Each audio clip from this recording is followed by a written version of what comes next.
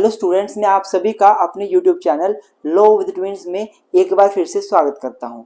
All India बार examination में हमने lecture series शुरू करी थी और मैंने 2 टॉपिक्स के ऊपर लेक्चर्स ऑलरेडी बना दिए हैं और साथ में लास्ट ईयर्स में जो क्वेश्चंस पूछे गए हैं वो भी साथ में लास्ट में डिस्कस किए हैं। और आज के इस लेक्चर में हमने कॉन्स्टिट्यूशनल लॉ के topic relations between centre and state, इसमें लेजिस्लेटिव रिलेशंस को जिसका वर्णन आर्टिकल 245 से 255 तक है, इसके बारे में पढ़ेंगे। और बता दूं, यहां से क्वेश्चन 100% आता है। ये जो चैप्टर में पढ़ाने लगा हूं, ये जो टॉपिक पढ़ाने लगा हूं आपको, सारे आर्टिकल्स, ये पढ़ाने के बाद मैं आपको लास्ट में MCQs भी करवाऊंगा। लास्ट ईयर जो क्वेश्चंस पूछे गए हैं उनको भी हम डिस्कस करेंगे। तो आइए स्टूडेंट्स, आज की वीडियो शुरू करते हैं।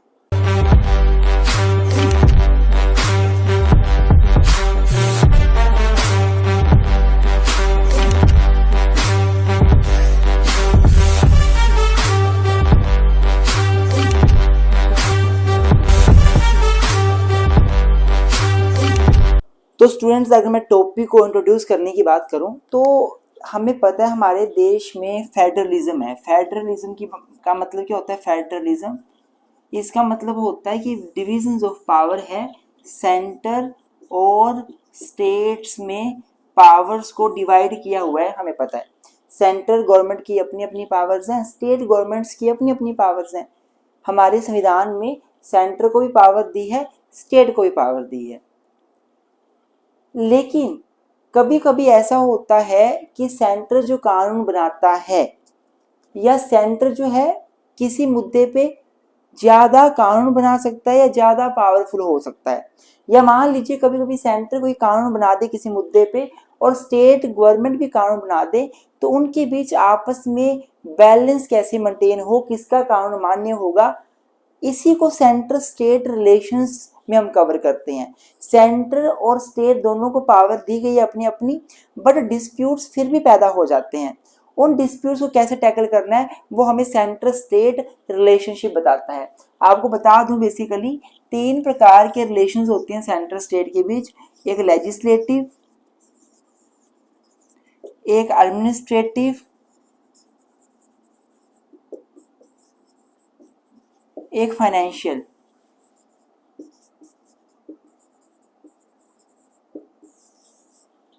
ये 3 प्रकार के रिलेशंस होते हैं। लेजिस्लेटिव रिलेशंस के बारे में अगर मैं बात करूं तो इसके बारे में आपको आर्टिकल 245 से आर्टिकल 254 तक आपको देखने को मिल जाएगा। एडमिनिस्ट्रेटिव रिलेशन में आपको आर्टिकल 255 से 255 तक आएगा ना, 255, यहाँ 256 से आर्टिकल 263 तक आपको देखने को मिल जाएगा। और फाइनेंशियल रिलेशन आपको आर्टिकल 264 से आर्टिकल 293 यहाँ पे आपको देखने को मिल जाएगा। आज के इस लेक्चर में मैंने लेजिस्लेटिव रिलेशंस कवर करने हैं with PYQ, with last year questions. हम यही कवर करेंगे, यहाँ से मैक्सिमम क्वेश्चन पूछे गए हैं। इन चीज़ों को मैं किसी और लेक्चर में डिस्कस करूंगा। आज हम पहले कंसेप्ट समझेंगे, सारे आर्टिकल्स में क्या क्या दिया हुआ है, उसके बाद लास्ट ईयर क्वेश्चन डिस्कस करेंगे। तो आइए अब आगे चलते हैं।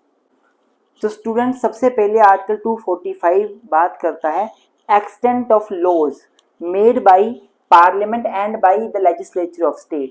आर्टिकल 245 बोलता है कि जो लॉ पार्लियामेंट बनाएगी वो कहाँ तक फैलेगा, जो कानून स्टेट लेजिस्लेचर बनाएगा वो कहाँ तक वैलिड होगा।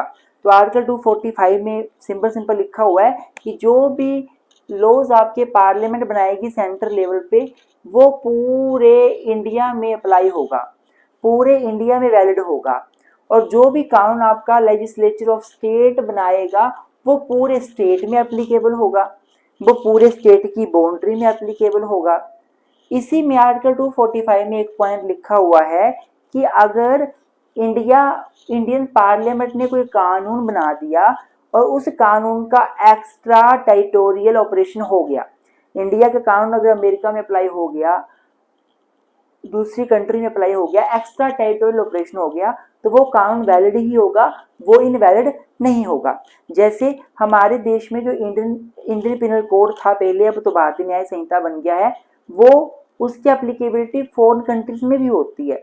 हमारे टैक्स लॉज फॉरेन कंट्री में भी अप्लाई होते हैं, तो बेशक वो फॉरेन कंट्री में अप्लाई हो रहे हैं लेकिन वो फिर वैलिड होगा। बेशक आर्टिकल 245 बोलता है इंडिया का लॉ पूरे इंडिया में अप्लाई होगा, पूरे के पूरे इंडिया में अप्लाई होगा, और स्टेट का लॉ पूरे पूरे स्टेट में अप्लाई होगा, लेकिन इंडिया का लॉ इस ग्राउंड पे इनवैलिड नहीं होगा कि वो फॉरेन कंट्री में भी अप्लाई हो रहा है, उसकी एक्स्ट्रा टेरिटोरियल ऑपरेशन भी है, ऐसा आर्टिकल 245 में बोला हुआ है।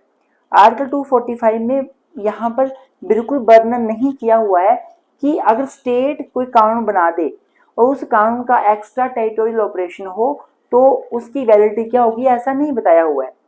लेकिन बेशक ऐसा नहीं बोला है, पर यहाँ पे एक डॉक्ट्रिन आती है आपकी, डॉक्ट्रिन ऑफ टेरिटोरियल नेक्सस। याद कर लीजिए, डायरेक्ट क्वेश्चन आता है पेपर में कि कौन सा आर्टिकल है जो article of doctrine of territorial nexus से डील करता है, तो आर्टिकल 245।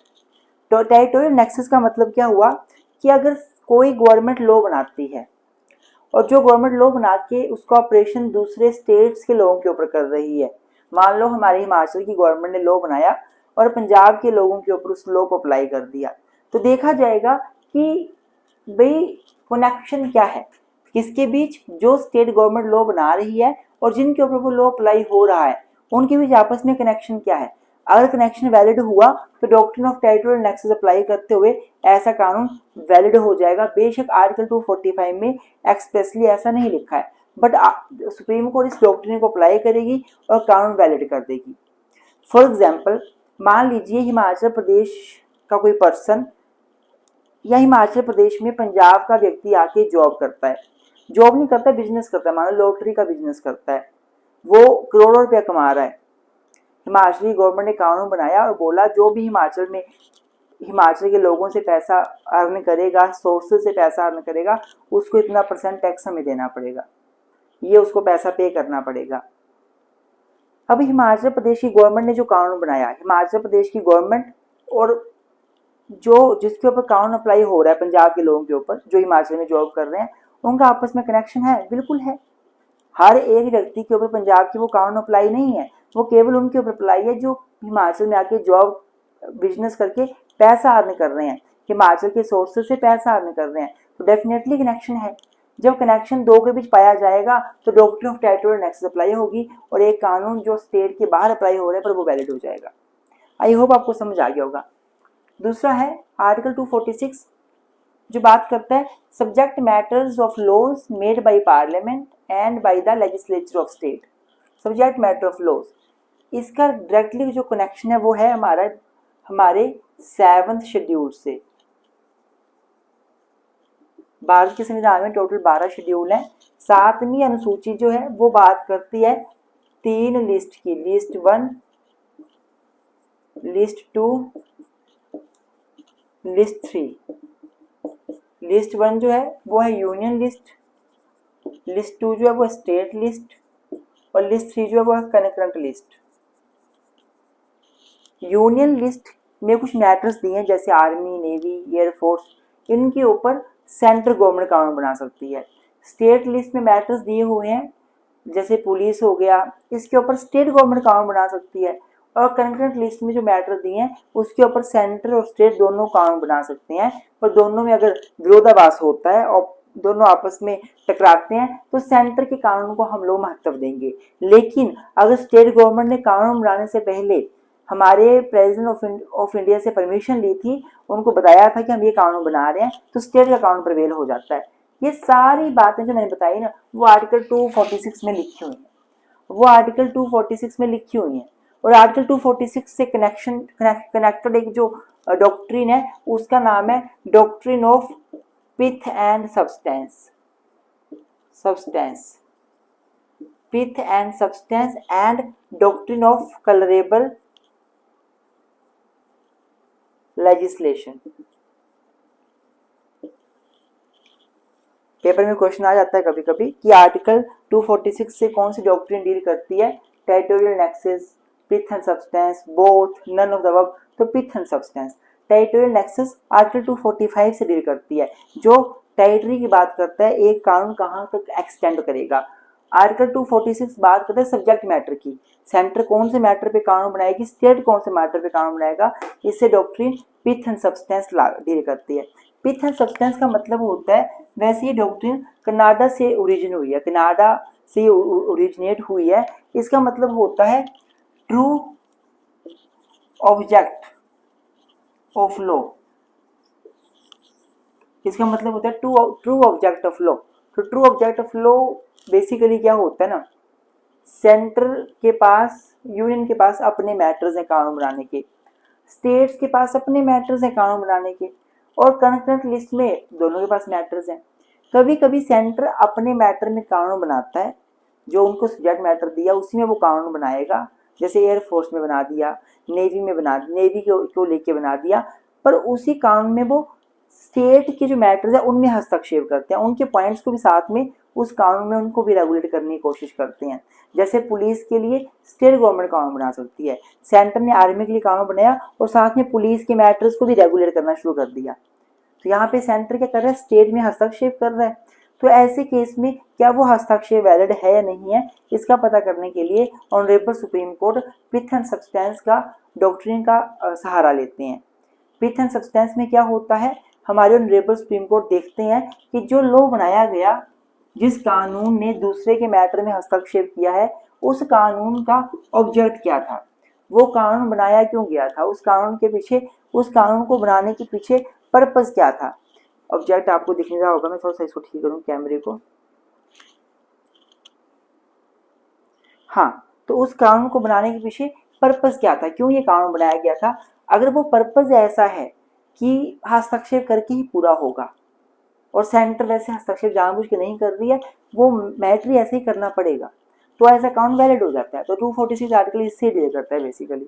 248 बेसिकली बात करता है residuary power to make law. Residuary का मतलब होता है अवशेष, बची हुई शक्तियाँ। तो बची हुई शक्तियाँ किसके पास है लॉ बनाने की, that are in the hand of centre.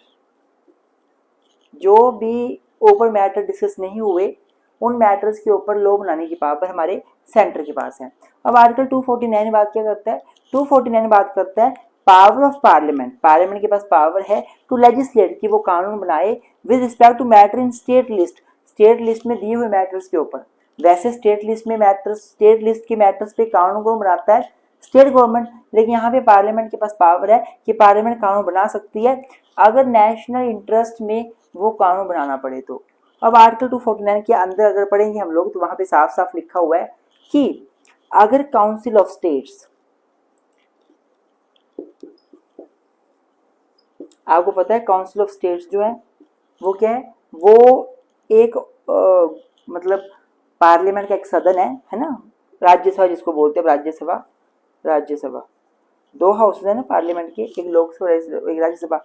अगर राज्यसभा काउंसिल ऑफ स्टेट्स क्या करे, वो मैं आपको बता दूं एग्जैक्ट लैंग्वेज के लिखी हुई है ताकि आपको एग्जैक्टली पता चल जाए। राज्यसभा के पास पावर है कि अगर राज्यसभा एक रिजोल्यूशन मूव करे और उसको टू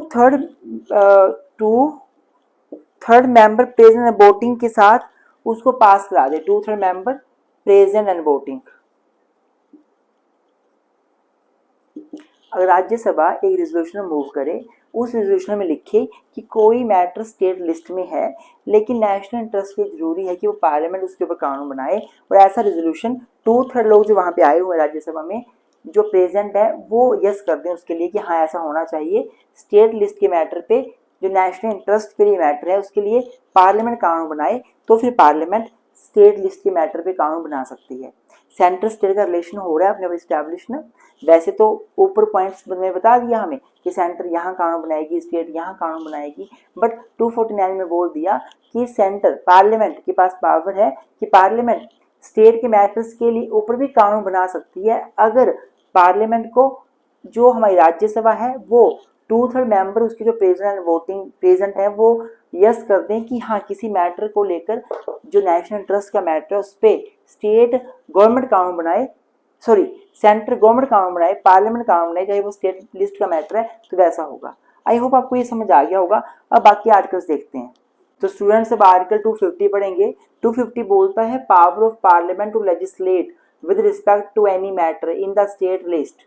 स्टेट लिस्ट में कोई मैटर दिया उसके ऊपर कानून बनाने की पावर पार्लियामेंट के पास है जब प्रोक्लेमेशन ऑफ इमरजेंसी, मतलब नेशनल इमरजेंसी जब देश में लगी होगी, जब देश में नेशनल इमरजेंसी अंडर आर्टिकल 352, अगर आर्टिकल 352 के तहत हमारे भारत के राष्ट्रपति ने नेशनल राष्ट्रीय आपातकाल घोषित कर दिया तो स्टेट मैटर्स पे कानून बनाने की पावर सेंटर के पास आ जाती है। आर्टिकल 250 ये बोलता है। 251 बोलता है inconsistency between laws made by parliament under article 249 and 250 and laws made by legislature of state. मतलब इनकंसिस्टेंसी का मतलब है कि कानून आपस में सेम नहीं है। एक मान लो स्टेट गवर्नमेंट ने कानून बना दिया, एक सेंट्रल गवर्नमेंट ने कानून बना दिया और दोनों में आपस में विरोधाभास है, आपस में टकराव है, दोनों कानून सेम नहीं है, दोनों में इनकंसिस्टेंसी है।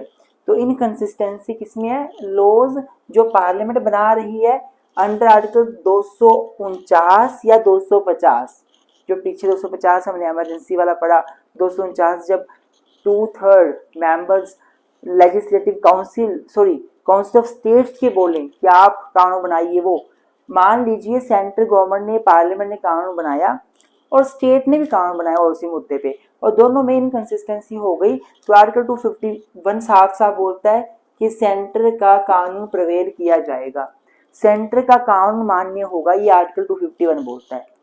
252 क्या बोलता है? Power of parliament to legislate for 2 or more states by consent and adoption of such legislation by any other state। क्या लिखा हुआ है? जब 2 या 2 से ज्यादा स्टेट्स पार्लियामेंट को बोले, सेंटर को बोले कि तुम हमारे लिए कानून बना दो किसी मैटर के ऊपर, तो उस मैटर के ऊपर कानून कौन बनाएगा? पार्लियामेंट उस मैटर के ऊपर कानून बना सकती है। और साथ में बाद में जो कानून बनाया जाएगा वो अदर स्टेट भी अडॉप्ट उसे कर सकते हैं। मान लीजिए हिमाचल, हरियाणा, पंजाब ने बोला सेंट्रल गवर्नमेंट को कि आप हमारे लिए एक एक्ट बना दो जो वाटर को लेकर हो, जो पानी के विवाद को लेकर हो, पार्लियामेंट बना सकती है। और जो कानून बनेगा उसको और गवर्नमेंट्स भी कल को रेटिफाई अडॉप्ट कर सकती हैं। ये आर्टिकल हमारा 252 बोलता है। आपको बता दूं हमारे देश में वाटर एक्ट 1974 बना था, तो 6 राज्यों ने सेंट्रल गवर्नमेंट को बोला था कि आप हमारे लिए कानून बनाओ वाटर एक्ट, और 6 राज्यों के बाद बाकी राज्यों ने उसे अडॉप्ट भी किया। वही प्रोविजन आर्टिकल 252 में है कि अगर 2 या 2 से ज़्यादा स्टेट सहमति कंसेंट दें अपनी कि भाई आप हमारे लिए कानून बनाइए, तो वो ऐसा कानून बनाया जा सकता है सेंट्रल गवर्नमेंट के जरिए, चाहे वो स्टेट लिस्ट का मैटर क्यों ना हो। अब आर्टिकल 253 क्या बोलता है? 253 बोलता है legislation for giving effect to international agreements. Legislation to for giving effect, international agreements बने, कोई स्टॉकहोम कन्वेंशन हुई या अर्थ समिट हुआ, कोई भी इंटरनेशनल कन्वेंशन हुई, उसको इंडिया में अब लेजिस्लेटिव इफेक्ट देना है, मतलब इंडिया में उसके लिए कानून बनाना है। तो कौन बना सकता है? Central government. सेंटर मतलब पार्लियामेंट है ना, तो ये पार्लियामेंट ये कानून बना सकती है। आर्टिकल 253 ये बोलता है। 254 बात करता है inconsistency between laws made by parliament and laws made by the legislature of state. Parliament ने कानून बनाए हैं और स्टेट्स ने कानून बनाए हैं, उन दोनों में आपस में इनकंसिस्टेंसी, आपस में विवाद है, तो किसका कानून मान्य होगा?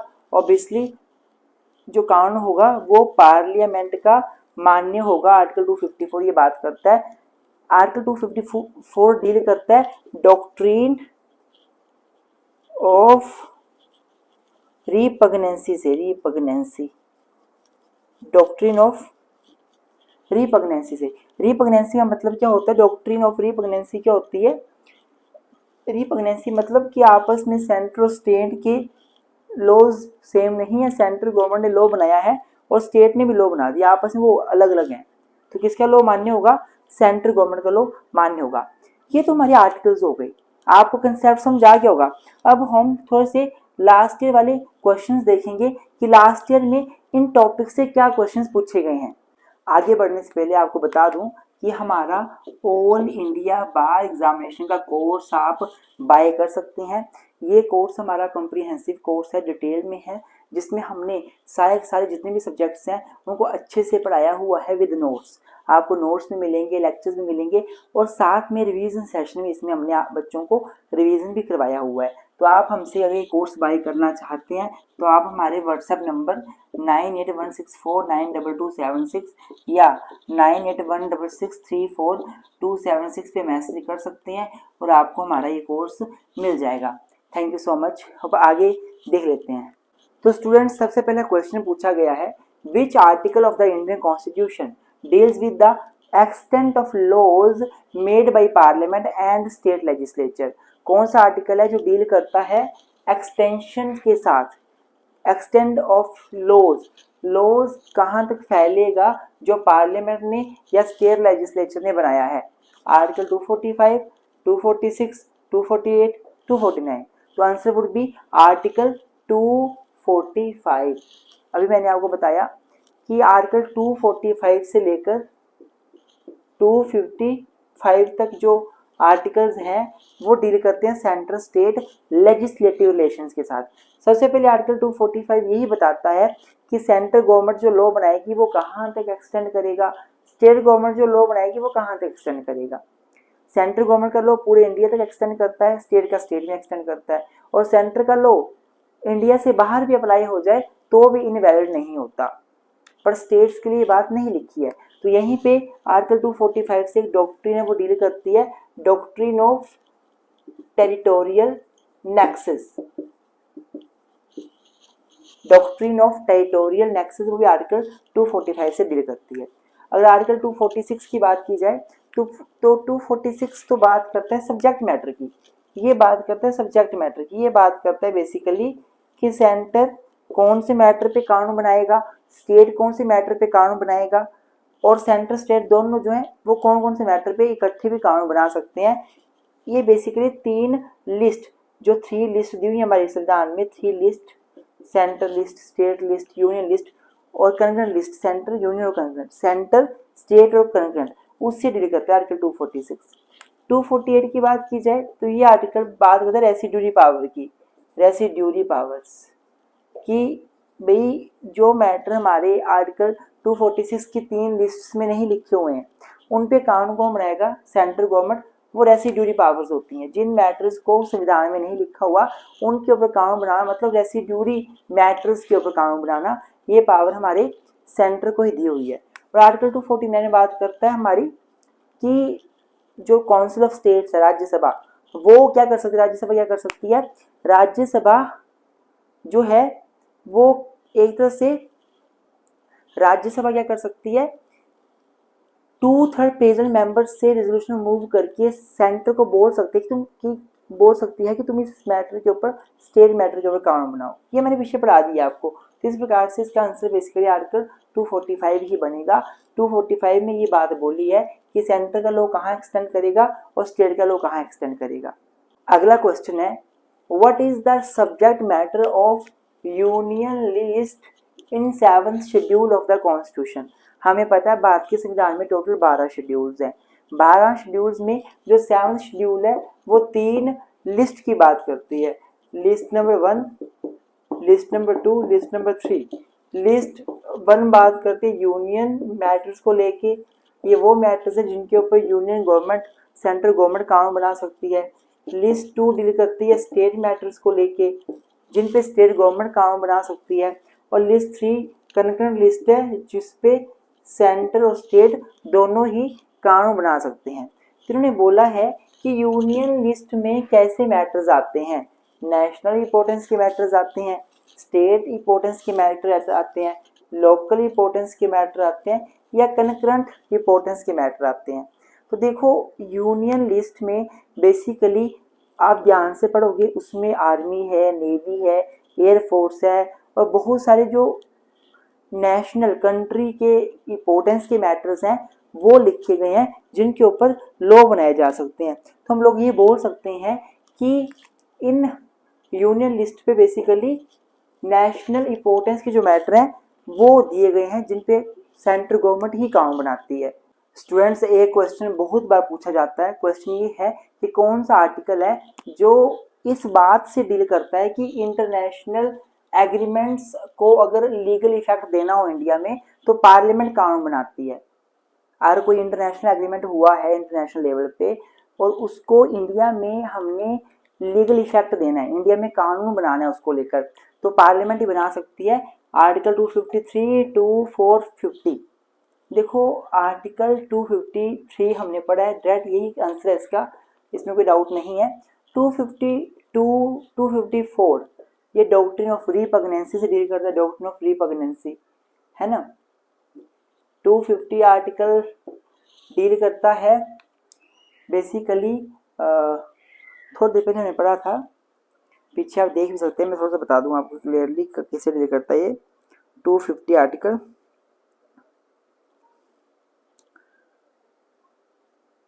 एमरजेंसी में जब पार्लियामेंट कानून बनाती है स्टेट लिस्ट में तो उससे डील करता है। 252 कंसेंट 252 बात करता है बेसिकली दो या दो से ज़्यादा स्टेट कंसेंट दें तो सेंट्रल गवर्नमेंट कानून बना सकती है स्टेट मैटर के ऊपर भी। तो इसका आंसर 253 आर्टिकल होगा। अगला है डॉक्ट्रिन ऑफ रिपग्नेंसी से कौन सा आर्टिकल डील करता है, अभी बताया मैंने ऊपर आपको, आर्टिकल 254 इसका आंसर होगा। आई होप आपको ये सेशन अच्छा लगा होगा। आगे किसी और नए सेशन के साथ आपके सामने आएंगे। Thank you so much.